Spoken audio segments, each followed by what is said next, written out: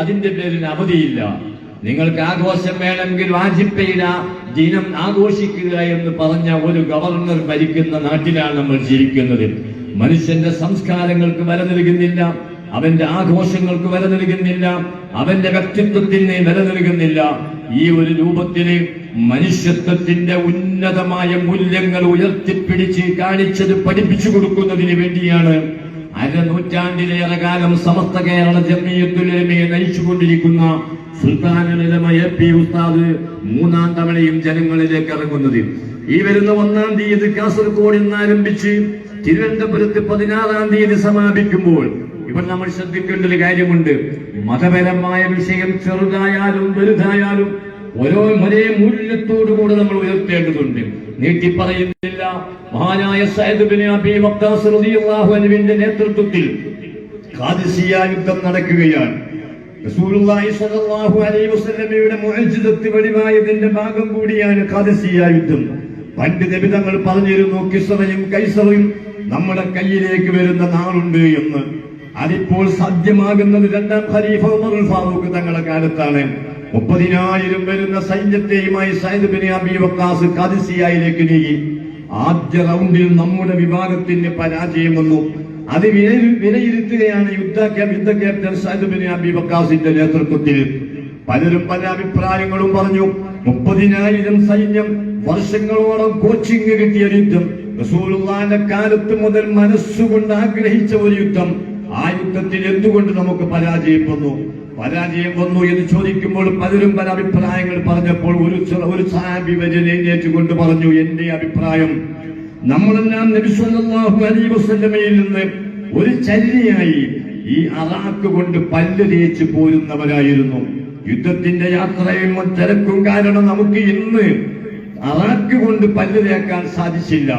നബി തങ്ങളിൽ നിന്ന് പഠിച്ച ഒരു സുന്നത്ത് ഒഴിവാക്കിയത് കൊണ്ടായിരിക്കാം നമുക്ക് യുദ്ധത്തിൽ പരാജയം വന്നത് എന്നൊരു സഹാബി വചൻ സൂചിപ്പിച്ചപ്പോൾ അങ്ങനെയുള്ള ചെറിയ ചെറിയ കാര്യങ്ങൾക്ക് ഒരു പല്ലു തേക്കൽ ഉപേക്ഷിച്ചതിന്റെ പേരിൽ, പല്ലു തേച്ചിട്ടുണ്ട് അറാക്ക് ഉപേക്ഷിച്ചതിന്റെ പേരിൽ പരാജയം വരുമോ എന്ന് സഅദ് ബിൻ അബീ വഖാസ് തങ്ങൾ ചോദിച്ചില്ല. തന്റെ 30,000 വരുന്ന സൈന്യത്തിനും പല്ലു തേക്കാൻ അറാക്ക് വരുത്തി അവരെ കൊണ്ട് സുന്നത്തെടുപ്പിച്ച ശേഷം യുദ്ധം പുനരാരംഭിക്കുകയും ആ യുദ്ധത്തിൽ നമ്മൾ വിജയിക്കുകയും ചെയ്തു. ഇതേ യുദ്ധം കഴിഞ്ഞ് നിങ്ങൾ നോക്കൂ, ടെന്റ് പൊളിച്ചു മാറ്റുകയാണ്. ഇനി ഇവർക്ക് പോകുന്ന സ്ഥലത്തേക്ക് തന്നെ മദീനയിലേക്ക് തന്നെ തിരിച്ചു പോകുന്നു. വലിയ വിലവെടുപ്പുള്ള ടെന്റാണ്. ആ ടെന്റ് പൊളിക്കുമ്പോഴാണ് ആ കാഴ്ച കാണുന്നത്. ആ ടെന്റിന്റെ ഒരു മടക്കിൽ ഒരു കൊച്ചു കിളി മുട്ടയിട്ട് അടയിരിക്കുന്നു. ഈ വിവരം പറഞ്ഞ ക്യാപ്റ്റൻ സഅദ് ബിൻ അബീ വഖാസ് പറഞ്ഞു, അരുത്, ഈ ഭൂമി ഈ ഭൂമിയെ അല്ലാഹു സംവിധാനിച്ചിരിക്കുന്നത് ജീവന്റെ തുടിപ്പുള്ള എല്ലാ വസ്തുക്കൾക്കുമാണ്. അതുകൊണ്ട് ആ കിളി മുട്ട വിരിയിച്ച് കിളിയും അമ്മക്കിളിയും കുഞ്ഞും എന്നാണോ പറന്നു പോകുന്നത് അതുവരെ ഈ ടെന്റ് പൊളിക്കരുതെന്ന് പറഞ്ഞ് അതിൽ സുരക്ഷയേകാൻ തൊഴിലാളികളെ നിർത്തി സഅദ് ബിൻ അബീ വഖാസ് തങ്ങളുടെ നേതൃത്വത്തിൽ സൈന്യം മടങ്ങിപ്പോയി.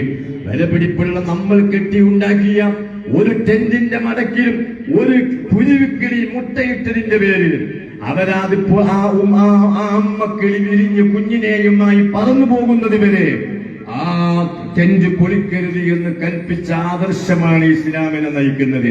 നോക്കൂ, ഒരു ചെറിയ കാര്യമായി നമ്മൾ പല്ല് തേക്കലിനെ കാണുന്നു. അതിലും ചെറിയ കാര്യമായി ഈ കിളികളുടെ ജീവിക്കാനുള്ള അവകാശത്തെ നമ്മൾ ധ്വംസിക്കുന്നു, ചെറിയ കാര്യമായി കണ്ട്. എന്നാൽ ഇസ്ലാമിന്റെ കൽപ്പനകൾ ചെറുതും വലുതുമായി തരംതിരിച്ച് ഒഴിവാക്കാതെ കൽപ്പിക്കപ്പെട്ട കാര്യങ്ങളൊക്കെ ചെയ്ത് മനുഷ്യത്വം ഉയർത്തിപ്പിടിച്ച് മുന്നോട്ട് പോകണമെന്ന് പഠിപ്പിക്കുന്നതിന് വേണ്ടി 1926 ജൂൺ 26 രൂപീകൃതമായ സമസ്ത കേരള ജംഇയ്യത്തുൽ ഉലമ അക്കാര്യങ്ങൾ ഒരു നൂറ്റാണ്ടുകാലം പഠിപ്പിച്ച പ്രബുദ്ധമായ കേരളത്തിൽ അതിന്റെ 100-ാം വാർഷികം ആഘോഷിക്കുമ്പോൾ ആ പ്രസ്ഥാനത്തിന് 50 വർഷക്കാലം നേതൃത്വം നൽകിയ സുൽത്താനുൽ ഉലമ തന്നെ 100-ാം വാർഷികത്തിന് നേതൃത്വം നൽകുന്നു എന്ന അതിമനോഹരവും സന്തോഷവുമായ ഒരു കാഴ്ചക്ക് അതനുഭവിക്കാൻ നമ്മൾ പോവുകയാണ്. ആ സമ്മേളനത്തിന്റെ പ്രചരണത്തിന്റെ ഭാഗം കൂടിയാണ് മനുഷ്യർക്കൊപ്പം എന്ന പ്രമേയവുമായി എ.പി. ഉസ്താദ് കേരള യാത്ര നടത്തുന്നത്. ആ കേരള യാത്ര നിങ്ങൾ നോക്കൂ, അരീക്കോട്ടേക്ക് വരികയാണ് 7-ാം തീയതി. വൈകുന്നേരം 4 മണി അസ്ർ നിസ്കാര ശേഷം നാം 10,000 മലപ്പുറം ജില്ലയിലെ 12 സോണുകളിൽ നിന്നുള്ള 10,000-ൽ പരം സുന്നത്തി ജമാഅത്തിന്റെ പ്രവർത്തകർ നാലകത്ത് മരക്കാരുട്ടി മുസ്ലിയാരുടെ മണ്ണിലേക്ക് വരുന്നു. സമസ്തയുടെ സ്ഥാപക നേതാക്കളിൽ പ്രധാനിയായ മുഹമ്മദ് മീറാൻ മുസ്ലിയാർ നഗരിയിലേക്ക് വരുന്നു.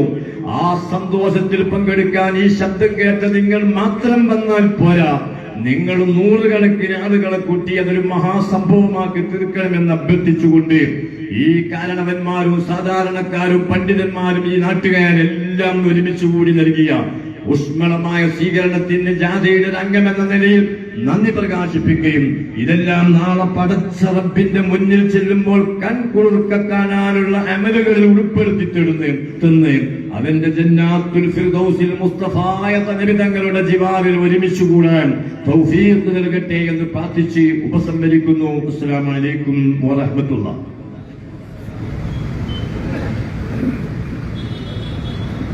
നേരത്തെ സൂചിപ്പിച്ച സർക്കിൾ കമ്മിറ്റികളുടെ സാമ്പത്തിക സഹായം ബഹുമാന